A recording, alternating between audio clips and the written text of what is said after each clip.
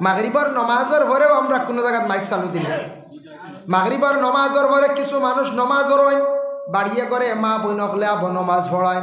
বলে আর 5-7 মিনিট 10টা মিনিট পরে আমরা মাইকটা চালু দেই, তখন আমরা কি করবো বলে পরে দিলে অসুবিধা নাই, মা বইনকলে বাড়িয়ে করে নমাজ পড়িবা। সামনে আর সবে বরাতর রাত, সবে বরাতর রাত আল্লাহকে ওয়াস্তে সারায় মাইক চালান এখানটা কমাইতাম আমরা। মোটামুটি মাগরিব বাদ থাকি 8টা-9টা পর্যন্ত মাইক চালাইলাম, মেসাবে কিছু আলোচনা করলাম, ওয়াজ নসিহত করলাম,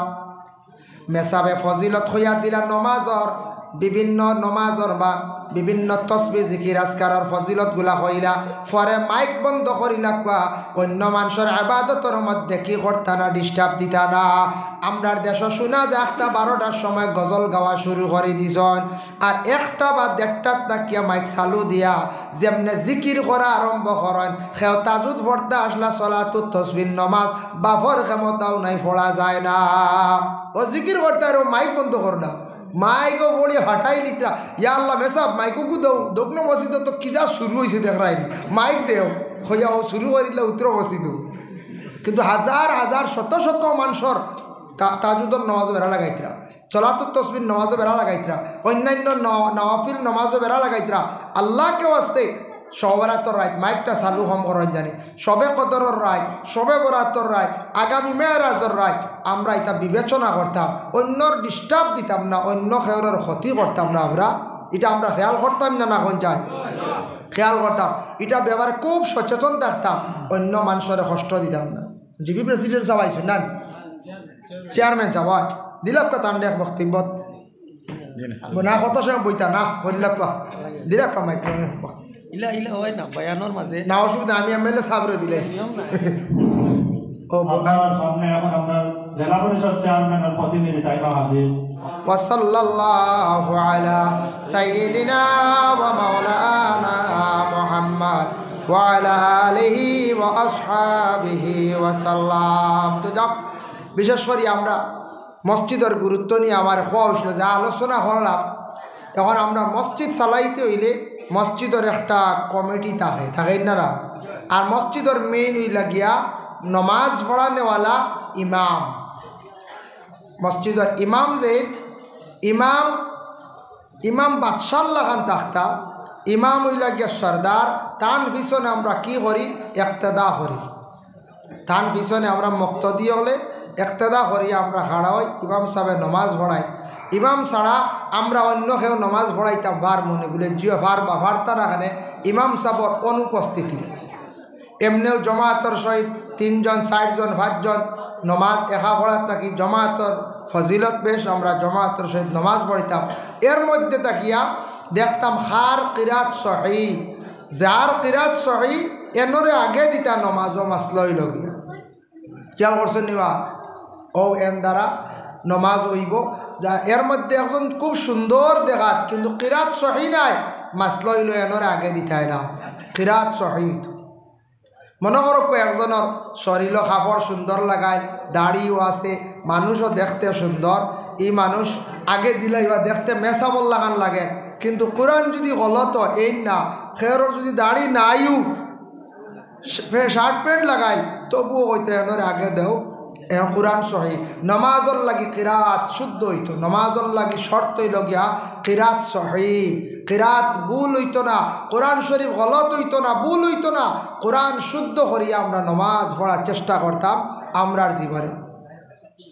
এখন ইমাম সাহেব হল মসজিদের মধ্যে আসেন, মসজিদের ইমাম সাহেব থাকা অবস্থায় আমরা মসজিদে যাই গিয়া কোনো সময়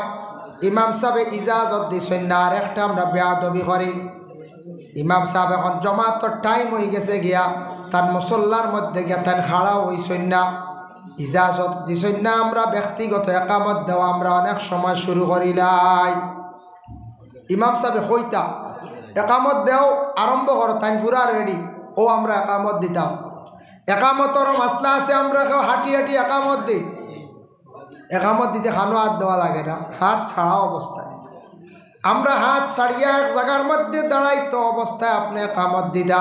আমরা কিছু জায়গার দেখা যায় মানুষে হাঁটি হাঁটি একামত দেওয়া আরম্ভ করি দিন। কেউ আসে মানে ফাড় আটাইয়া দিতরা খাবার টানি টানি বুঝেছেন বা একামত এক জায়গায় দাঁড়াইয়া সুন্দর হরিয়া একামত দিতা একামত শুদ্ধ হইতো এরা কোনো সময় আমরা কোনো বাইন পাওয়া যায় দুঃখ লাগে মুসলমানের বাই হইয়া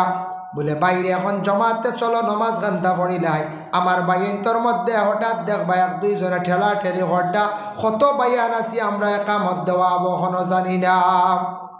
আবু একামত বেড়া খাইলাই আজান দেওয়া জানি না আজানও বেড়া খাইলাই আজান দিতাম পারি না মুসলমান ভাইয়া যদি আমি আজান দিতাম পারি না মুসলমান ভাইয়া যদি আমি একামত দিতাম পারি না আরে বা আমি মুসলমানের ঘর আল্লাহ আমার জন্ম দিছে আমি এই মুসলমান দুনিয়ার জমিনে চলাফেরা করি আর আমি যদি আজান দেওয়া শিখতাম পারলাম না আমি কোনবা ঘর আমি মুসলমান হইলাম ইলা কত বায়ান পাওয়া যায় আবো আজান আর একামত বেড়া লাগি যায় আজান হজরত বিলাল রাদিয়াল্লাহু তাআলা আনহু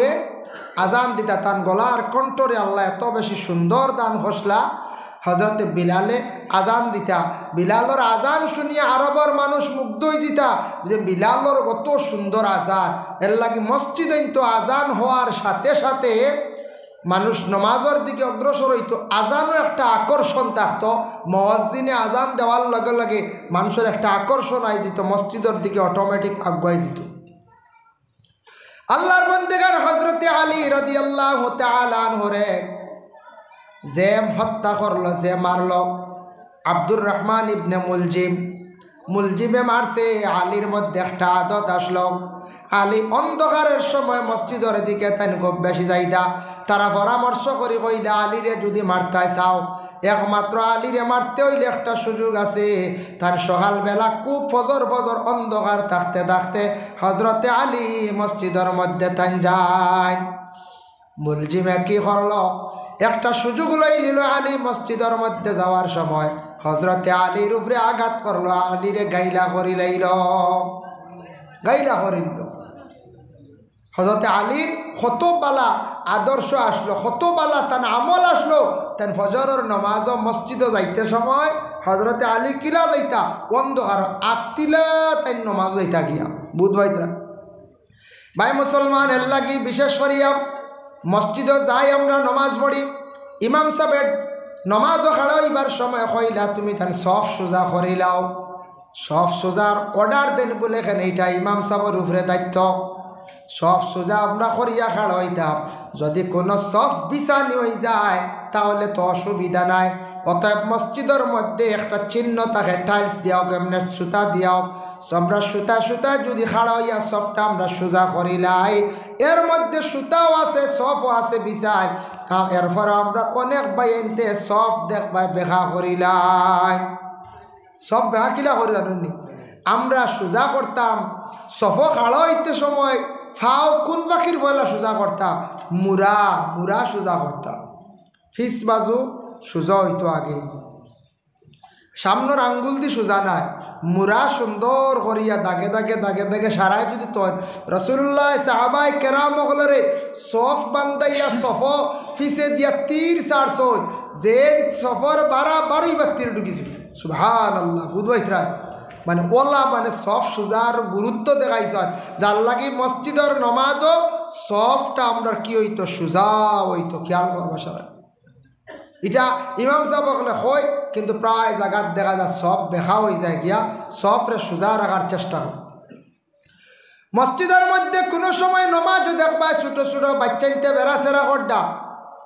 হজরত উমরে একদিন এলান করছেন খুতবার মধ্যে ছোট বাচ্চান তুমি তার মসজিদ লইয়া যাও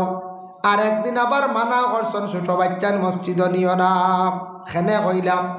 হজরতে উমর এলান করছেন বাচ্চান মানে বুঝদার হওয়ার পরে হাত ধরি লইয়া মসজিদের মধ্যে যাওয়ার লাগিয়া মসজিদে যাওয়া শিখতো বাবা শিখাইতায় তোমার আওলাদরে মসজিদে যাওয়া আর নিষেধ করছেন এখানে একবারে কচি বাচ্চান যেটা বাচ্চান তোর জবান পরিষ্কার হইছে না বুঝদার হইছে না ইটা বাচ্চান তুমি তাই মসজিদের মধ্যে লইয়া যাইও না একবারে অবুজ বাচ্চা মসজিদে যাইব গিয়া বাচ্চাটা কি করব এই বাচ্চা খেয়রর ফিটি টুটি যাইব দেখবাই খেয়রর তকি নিব গিয়া নমাজের আগে যে দৌড়াইব মাতিব চিৎকার করব ইটা বাচ্চায় মসজিদ নিতা না মানা আমরা খেয়ে মায়া করি নেই কিনা নি না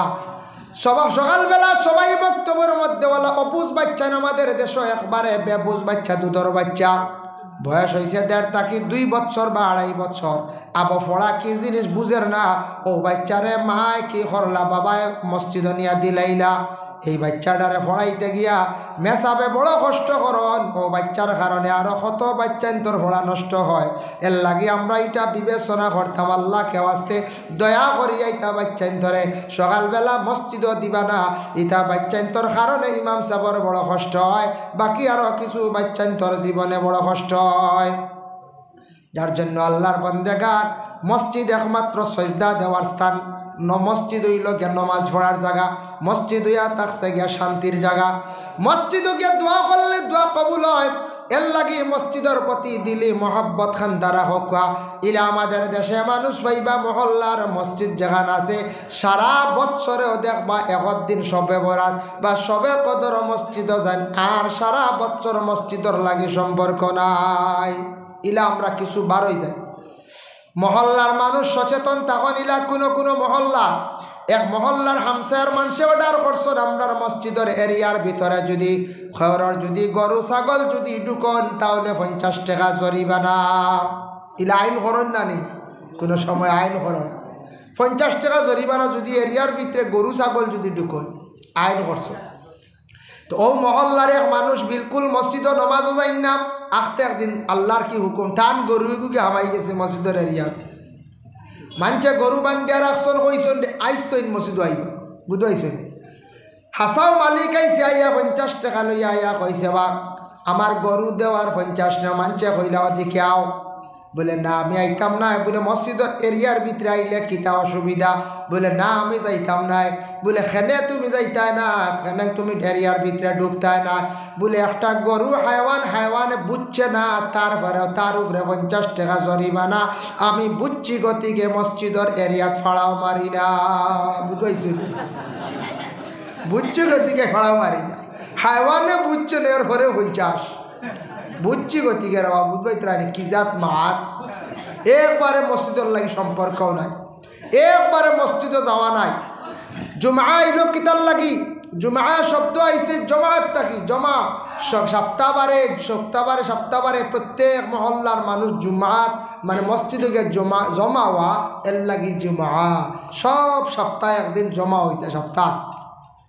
মহল্লার মানুষ শুক্রবারে জুমার নমাজ পড়িতাম আর জুমার নমাজ পড়িয়া